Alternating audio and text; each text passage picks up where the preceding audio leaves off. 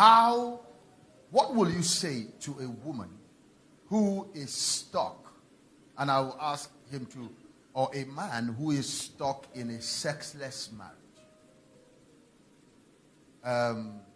2-3 years, and there is no sexual intimacy.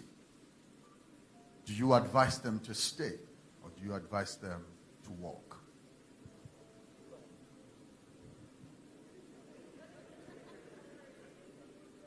Is this mic on? Okay, sir. So I'll submit to you, sir. As the head of our home, sir. First. Can't want me this one. Okay. First of all, thank you, Pastor Larry, for the opportunity. Thank you. I think that the problem is that's not the real problem. Because not having sex is just an offshoot of the real issues. So if we're asking them to break the marriage just on the fact that they don't have sex, that would be bad counsel. So we need to sit down and find out what the real issues are. Are they friends? Are we having a great relationship, just talking, but we're not sexually attracted to each other? If we're not sexually attracted to each other, has it always been? Did it just start? Was it after kids? Are there kids? Is it that things have just gone cold? So if it's that things have gone cold and they're still friends, but it's just that there's either no time or we just don't feel amorous towards each other.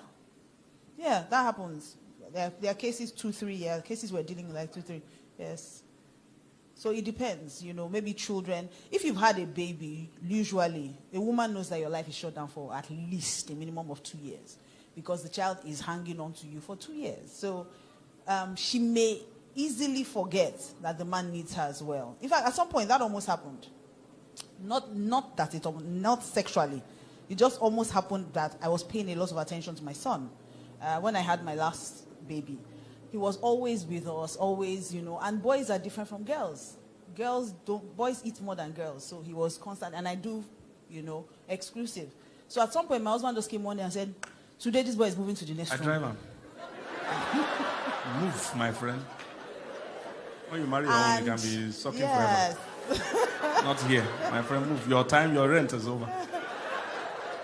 And the honest truth was I didn't notice. I didn't notice that I was giving him so much attention. Because, he's a boy, so he would constantly be between us. He was family planning. So I was not really thinking about that. Yes, if we wanted to have sex, of course, yes, I would send him away. But for a few minutes, before he's back, my husband said, I know as I pay for this wife, this boy cannot come out. When he marry on, he go and do anyhow. So I had to, him telling me made me more conscious. So I had to have him start sleeping with someone in the next room.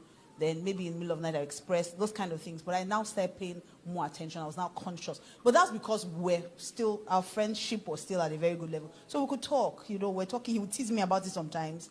That, this boy don't come, you don't get boyfriend now. Things like that. It started dropping. So, like I said, I don't think it's just the sex. Are they still friends? Then if it is just that, we're friends, but there's just no time, then we have to consciously make time. Intimacy doesn't just happen. It's something that you have to work out. You have to be intentional about intimacy. It's not just going to happen. The way you felt about each other the first year might not be the way you feel about each other 3 years down the line. It will definitely not be the way you feel about each other when they're kids. You'll be tired. If you have young children, you'll be very tired all the time. You are doing homework, you're answering questions. And if you married a man who is not hands-on, you're going to do it all alone. So, of course, in the night, you want to sleep. Then they now come and put hand on your back and say, honey, I won't sleep, I better no verse. So I think that is something that they have to be intentional about. So like I said, there are a lot of other questions we need to ask to be able to really answer this question. But of course, Pastor K has the Spirit of God at deeper levels, so maybe there are things he knows that. Was it a woman that asked the question? Yes, it was just kind of, but I think it was a woman that asked the question. Okay. Interestingly, it's not an uncommon case at all. But really, like my wife said, to give a good answer, we need more information. Has it always been like that? There are cases we've dealt with where it has always been like that. So there's no bringing back to where we used to be. There was nothing we used to be. I don't know if you're getting what I'm saying. There's some cases where, we had a great sex life, then it has waned. So what we're now trying to do in this case is bring them back to what was exciting them then that needs to excite them now. Do you understand? But if there's nothing to bring us back to, we never existed, then that's a problem that has been long existing. So it's either the guy has generally a low libido. There are some people that have incredibly low libido. So that might need some medical assistance in terms of getting his libido back up. All right, there are drugs for that and they're experts on that. So you need to get his libido back. Now, if it's that libido was good, but now he feels she has added weight, or he feels she has added weight, or for some reason he's not just attracted, then we need to go into what do you term attraction? What is going on in that man's life? Is he watching porn? Is he focusing on something else? Because the way life works, and this is why all the things in the Bible, they are not laws for God. They are laws to protect us. When God says don't watch pornography, it's not because God doesn't want you to have cruise. It's because that watching pornography also damages some other aspects of your life that you can't change. I don't know if you get what I'm saying. So if you're watching pornography, what that means is that you will start to lose attraction for your spouse. Because you are gaining, your attraction is one. If you're focusing it on these models that are not real, you can't focus the same attraction on your wife that is real, that has given birth to 4 children. Her body is not going to be like this woman, so these women have not given birth, or at least they are cosmetic. Somebody getting what I'm saying? So there are many things we will look at. Is he involving, that man is not having sex, is he like he's not having sex anywhere at all? Because some men, this is why the men are not having sex at home. Because they're having sex somewhere. So there are too many factors that we need to look at. And do they even have a marriage outside of this sex? There was somebody I counseled. I do virtual counseling globally. So there are people that book sessions to do counseling. There was somebody that got cancer from abroad. She says she has been married for a short time, 1 or 2 years. And the husband doesn't want to have sex with her. Doesn't have sex. We were talking so much about sex. Meanwhile, in the other conversation with the counseling, she was mentioning that the man has gay tendencies. The man also is cheating. Many other things. And I said, you seem to be more concerned about him having sex with you. What you need to be concerned about is these other things going on. Is things going on that is affecting the sex. Sex is not the problem. You are concerned about. So I was trying to get that. So is it that if he has sex with you, he can go ahead with these other things? Because I could see that they didn't have a marriage. They were not talking. They were not working together. The man was not bringing money home. He was making contact with other girls. He was even making contact with guys and male dating apps. So I said, you have a bigger problem. Him sleeping with you is not a problem. Smallest problem. It's the smallest part of the problem.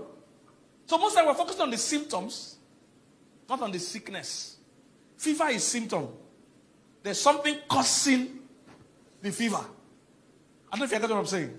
If we treat the fever, it will come back again because the real thing causing it is there. So if there's no marriage, in some cases there's no marriage. It's not sex, they don't have marriage. But if they have a marriage, and the issue is that the guy is not just sexual, oh, that is good. We'll build on whatever is causing it because there's a marriage. There's some cases where there's no marriage. They are not talking. They are not working together. They do know nothing is going on. No marriage. Sex is not our problem. No marriage. So if it's no marriage, if it's a serious case of no marriage, in those kind of cases, there are very few times people have no choice but to live a marriage. It's not something we encourage. It's not something we pray for. But the truth is that there are times when that's your option. It might be tough, but the honest truth is that I can't tell somebody to stay permanently in something that is sinking. At the end of the day, it might affect the person's. See people commit suicide, people kill, and some people, the children they even raise because they stayed in something they shouldn't have stayed in. Those ones now also go out and wreak havoc again because those children too are not well, they're also affected by that. So it takes more details, Sha. That's what we're saying, to get to the crux of the matter. I hope that was helpful a bit. Thank you.